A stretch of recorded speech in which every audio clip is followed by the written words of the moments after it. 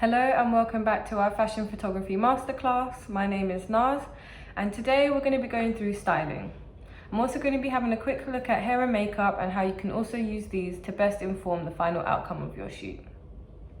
As this is a fashion photography masterclass, it's really important that we keep fashion and clothing at the forefront of our mind when creating our images.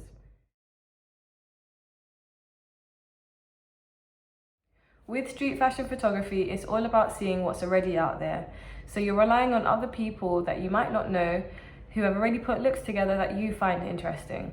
So it's about going up to those people and finding out about their looks and maybe asking if you can photograph them. Just remember to approach in a friendly manner and maybe throw in a compliment about why you like their outfit and why you'd like to take a picture of it. And just explain that you're doing a project on street photography.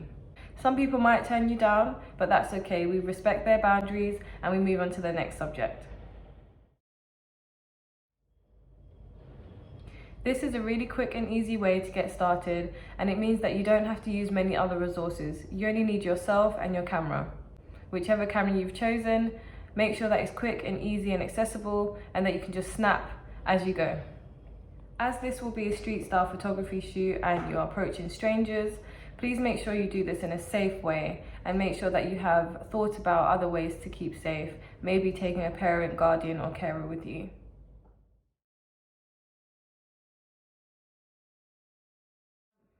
When using a family member or friend as your model, this does make life a little bit easier in terms of styling, as you can have a lot more influence over how the clothing and how the styling will go. I would suggest going over to your chosen model's house and having a look through their wardrobe and seeing what stands out to you.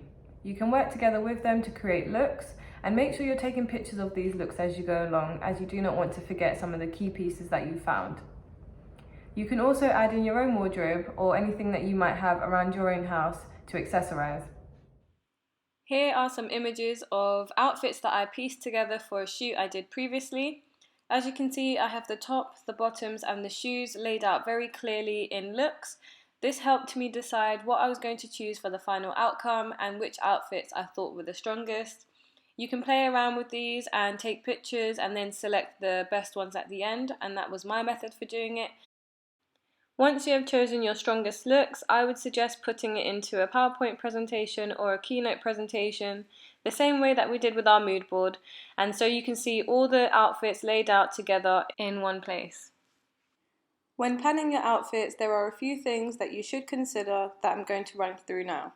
So it's really good that you have your inspiration and we can refer back to this. However, there are some things such as colour, texture, and fit that you might want to consider. As you can see here, I have used different tops and bottoms for each outfit. You don't have to do this and you can mix and match with the same items. However, do make sure that you're keeping the outfits individually interesting. You don't want to be too repetitive in the outfits that you've chosen, but you do want to keep them similar enough so that they make sense and they make a story when put together. Another option, if you're not able to find something that you would really like to incorporate into your shoot, is to go to charity shops. They're a really good option for finding hidden gems for lower cost prices, and it will really add to your stylized wardrobe for your shoot. Now to talk about hair and makeup. You can work with your model to create looks based off of your inspirations, or if you'd like to challenge yourself and work with a wider team, you can also do that. You can find a hairstylist, or you can work with a friend who already has an interest in hair, and that way they can also build up their portfolio.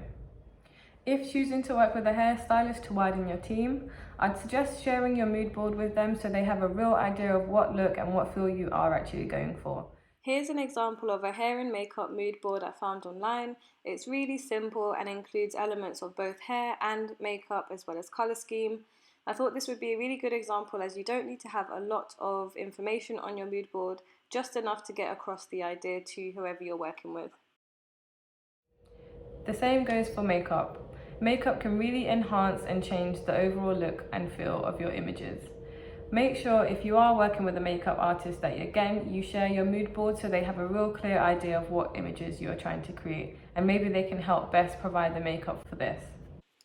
Here's an example of a makeup mood board I found online. This one is super detailed as there are loads of colours happening and lots of different reference images. Again, yours doesn't need to be this detailed, it just needs to have a rough idea so that anyone looking at your mood board can understand what you're trying to achieve.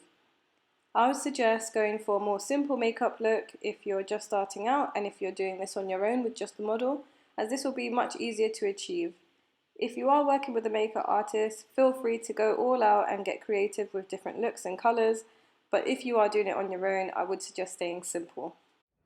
So I hope you found this video really useful, and stay tuned for the next episode where we'll be talking about the photo shoot day itself.